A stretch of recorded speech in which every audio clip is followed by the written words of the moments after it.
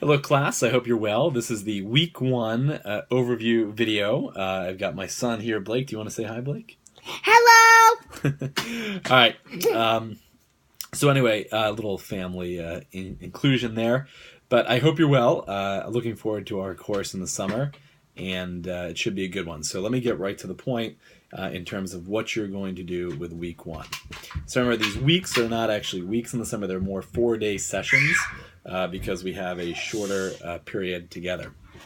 Okay, for week one, the first thing you need to do is to read the syllabus, particularly creating arguments section, and the introduction to John Mazzoni's The Basics. So not a ton of reading, but certainly something you need to get to right away. That is going to give us the syllabus, the overview of the course, and there's another video on that. And the John Mazzoni reading introduces us to the first ethical concepts that we'll use for the course. Okay, then you're going to watch 3 videos, one of which is this, the other which is the syllabus overview, and probably most important is the creating arguments video, where I take you through what it means to create a good argument. That is important because that is the central skill that I want you to gain from this course. And we're going to do a lot of content, we're going to study a lot of different ethical theories, but how to create a good argument is something that can last for the rest of your life, and something that I want to focus on in this course. And that video is certainly an important part of helping you understand what I expect in a good argument and how to create it. There is a week one poll.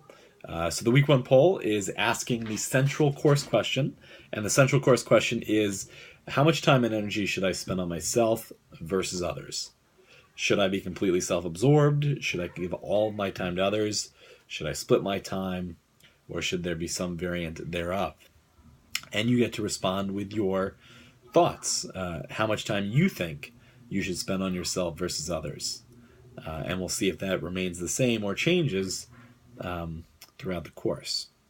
There are the discussion boards this week. So there are 3 discussion boards, and you have to post 4 times. Let me be clear that posting 4 times means that one of those times is a original response to one of the discussion board prompts.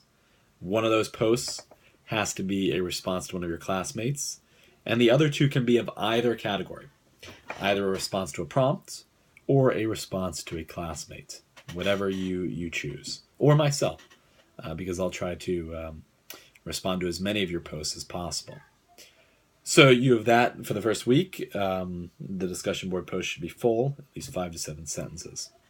And then finally, you have the first week quiz. So there's the deadline at the end of the week, 11:59 p.m. on the last day of the week. And that quiz will comprise material from the first week, the syllabus, creating better arguments, and John Mazzoni's introductory chapters, or introduction to the book, excuse me. Okay, so in terms of content, what are we going to do? Aside from learning about the elements of creating a good argument, there is also the John Mazzoni introduction. And in this introduction, he's trying to introduce you to some of the basic ethical questions that arise when thinking about right versus wrong and good versus bad. One of the first questions is, well, where does ethics come from? Where does right and wrong originate from? And there's lots of different options. Some people would say God. Some people would say human history, whether religious history or just secular history. Some people would say it's our conscious, our individual conscious. And then the question is, well, where does that come from? Does that come from God? Is that each individual just kind of makes it up on their own? Does it come from your education or your environment? Because those would be 2 other sources for where does right and wrong come from. Education and environment. Some would say it would come from evolution, that there's certain evolutionary drives and needs and wants and prohibitions designed into us from the whole evolutionary process. Some people would say reason, purely out of reason.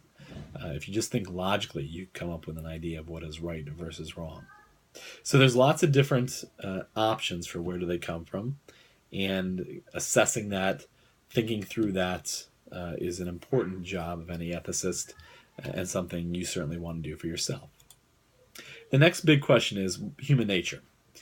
And human nature can be a source of ethics, but it's very complicated. What does it mean to say that ethics comes from human nature? Again, does that mean that it comes from our genetics? Does that mean it comes from our evolution? Does it mean that we have a nature designed by an all-good, all-loving, all-wise creator who has designed us to do certain things and designed us to do these things, and if we don't do it, then we are wrong? Has he designed a conscience for us? So certainly that could be the source of human nature. It certainly could be our environment, our society. That may shape and create who we are as a person. When we talk about human nature, it could also differ amongst human beings in the sense of, does you being a woman or you being a man, does that change your perspective? Do men and women think about ethics differently? Some people have argued they do. Some people have argued men are much more focused on, okay, there's a right and a wrong, and the good person does what they're supposed to do, and regardless of the cost, regardless of whether it's emotionally hard, you just do it. It's your duty. Kind of a follow the law mentality. It would be more of a male approach to ethics. Others have argued, in this view, when people say there's a difference between men and women, that women tend to view ethics and right and wrong in terms of relationships. What sustains or detracts from relationships? It's not so much about these universal abstract principles, but how do I become a better friend, a better mother, a better wife, so on and so forth, a better daughter? Does race affect how we view ethics? Do you think differently about ethics if you're white or you're black or you're Asian or you're Latino? Perhaps. Socioeconomics can also affect and determine, what do we mean by ethics? Do poor people think about ethics differently than rich people? Do middle-class people think about ethics differently than either camp?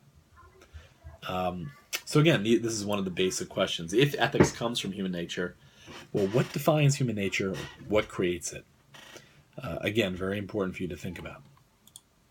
Another big issue, and this is something we're going to be talking about starting in the second week, is relativism. Is ethics, is right and wrong simply a matter of opinion? And if so, is your opinion just as good as mine? Is opinion really a social opinion? So it's not so much about individually defining right versus wrong, but society's defining right versus wrong. Or is there a universal ethical code or ethical principles or ethical values or ethical behaviors that everyone, regardless of your race, your religion, your society, your sex, your socioeconomic status, your time in history, should follow? Certainly there are many that would argue for that kind of moral universalism. So these are the big questions that pertain to ethics, and these are some of the questions that you are going to be thinking about and writing about in your week 1 discussion board.